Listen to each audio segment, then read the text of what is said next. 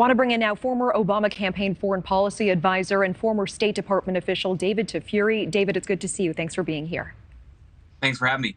David, is this more about Russia trying to boost its own war effort or more of an incentive to keep Iran on Russia's side?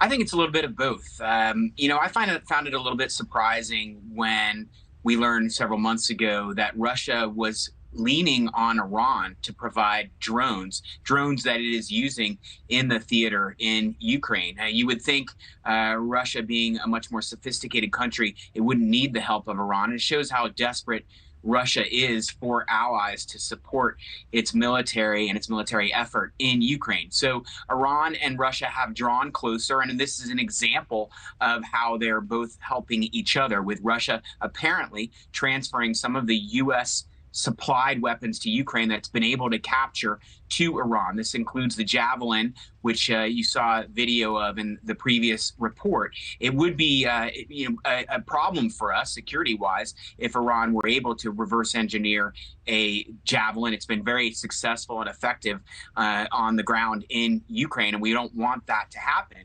But some of that is inevitable given Russia's interests. What is important also, though, is that you heard Colin Kahl in the previous segment talk about how he does not believe that the Ukrainians have transferred any weapons to the black market or elsewhere. So Ukraine is doing its best to keep track of all the U.S. supplied weapons. That was Colin Kahl from the Pentagon saying that. I do appreciate that piece of information. What is your sense of how prevalent of a problem this is? How common is it actually for Ukrainian troops to simply leave intact weaponry behind for Russians to claim?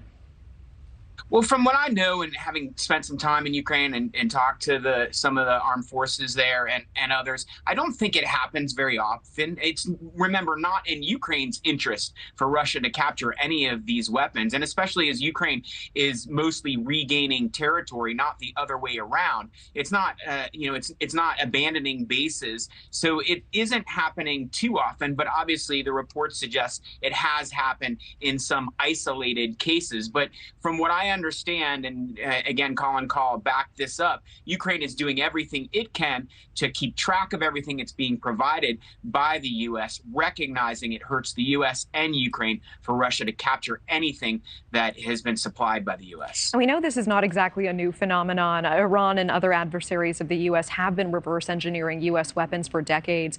In this particular moment in time, how much of a concern is it? How likely is it that you think Iran will be able to reverse engineer the Javelin weapon that you were speaking about a moment ago, for example?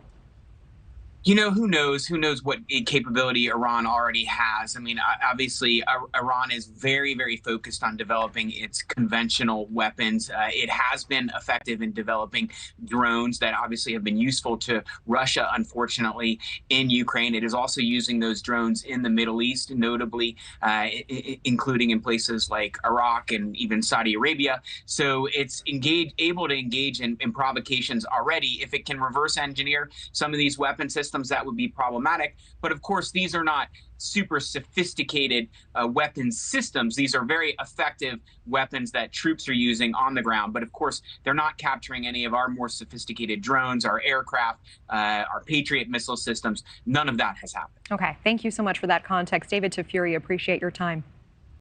Thank you. Thank you for watching. Go to newsnationnow.com to find NewsNation on your television provider. And don't forget to click the red subscribe button below to get more of NewsNation's fact-driven, unbiased coverage.